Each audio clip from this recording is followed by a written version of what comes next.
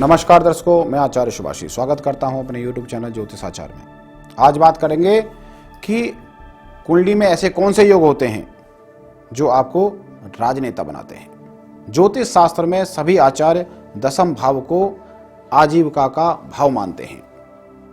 जन्म कुंडली में जब भी कर्म के संबंध में विश्लेषण करना होता है तो सबसे पहले दशम भाव में स्थित ग्रहों और उनके अन्य ग्रहों से संबंध को देखा जाता है। हमें अपनी और अपने बच्चों की जन्म कुंडली का यह भाव विशेष रूप से देखकर उसी के अनुरूप अपने बच्चों को आजीविका साधन उपलब्ध करने के लिए प्रेरित करना चाहिए और उन्हें उसी के अनुरूप शिक्षा दीक्षा देनी चाहिए। जैसा कि मैंने बताया कि जन्म कुंडली का दशम भाव कर्म का स्थान है। इसका संदेश है कि कर्म विहीन व्यक्ति का जीवन जड़ के समान गतिहीन है। प्रकृति का प्रत्येक अंग कर्मशील है।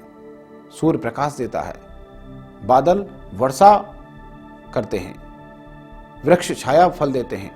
मनुष्य जो प्रकृति की सर्वश्रेष्ठ कृति है वह भी निष्क्रिय नहीं रह सकता, उसे भी कर्म में प्रवृत्त होना पड़ता है। जहां मैं एक बात स्पष्ट कह देना चाहता हूं कि आजीविका में विशेष उन्नति द्वितीय, छठा भाव व दसवां भाव देते हैं। ये तीनों आपस में त्रिकोण हैं। द्वितीय भाव धन संपदा, षष्ठ भाव प्रतियोगिता, शत्रुओं से मुकाबला कर और उनसे जीत हासिल कर, और दसम भाव आजीविका को दर्शाता है। इसलिए जिन व्यक्तियों के केंद्र त्रिकोण के साथ साथ द्वितीय, षष्ठ व दसम भाव बली होते हैं, इनमें शुभ ग्रह होते हैं, शुभ स्थिति में बैठते हैं, राजयोग में होते हैं, तो ऐसे व्यक्ति व्यवसाय और आजीविका में विशेष उन्नति करते हैं और कई तरह के कार्य भी करते हैं।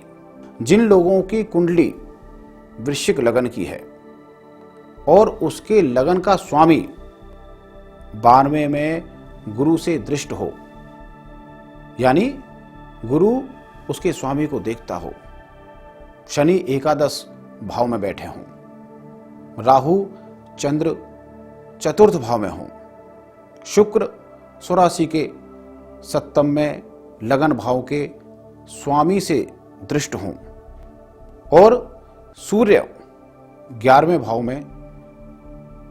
भाव के स्वामी के साथ युति करता हो, तो ऐसा व्यक्ति प्रसिद्ध राजनेता होता है।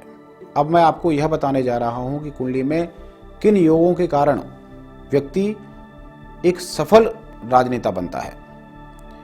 सूर्य सत्ता के और बुध वाणी के कारक होते हैं। जातक को हंसमुख, मिलनसार, व्यवहार कुशल और बुद्धिमान बनाते हैं। मित्रों से मेलजोल बढ़ाते हैं। इनसे जातक समाज में मधुर व्यवहार के कारण यश पाते हैं। सूर्य ग्रह परिषद का राजा होता है, इसलिए सूर्य पद, अधिकार व सत्ता का कारक ग्रह है। बुधादित्य योग भी राजनीति से जुड़ी आजीविका या कैरियर्स के लिए अच्छा माना जाता है। भद्र योग में बुधादित्य योग हो या बुध भद्र योग में हो, हंस योग में गुरु हो या गुरु नवेश होकर दशम भाव में हो या नवम दशम के स्वामी राशि परिवर्तन करें।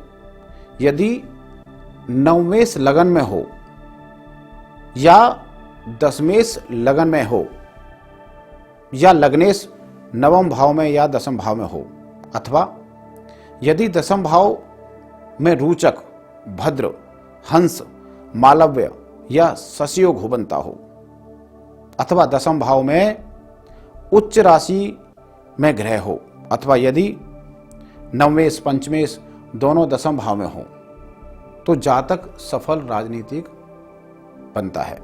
गुरु धन व मान सम्मान के कारक होने के कारण जातक का समाज में लोकप्रियता बढ़ाते हैं।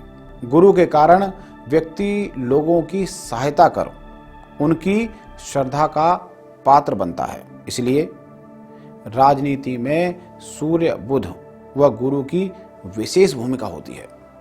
नवमेश, पंचमेश वह लग्नेश तीनों दशम में हों या दशमेश से युति दृष्टि संबंध बना रहे हों, प्रथम पंचम वह नवम किसी भाव में युति करे तो जातक सफल राजनीतिज्ञ बनता है। वह राजनीतिज्ञ होने के साथ साथ सफल व्यापारी भी होता है। राजनीति के योग ही व्यवसायी बनाते हैं। उपरोक्त सभी योग पहले व्यवसाय में उन्नति कराते हैं, फिर राजनीतिक में ले जाते हैं। इसीलिए व्यवसाय वाले योग व्यवसाय के साथ साथ जातक को राजनीतिक में प्रवेश कराते हैं। आज के लिए बस इतना ही। फिर किसी नए विषय के साथ उपस्थित रहूंगा। जय श्री राम, जय श्री बालाजी।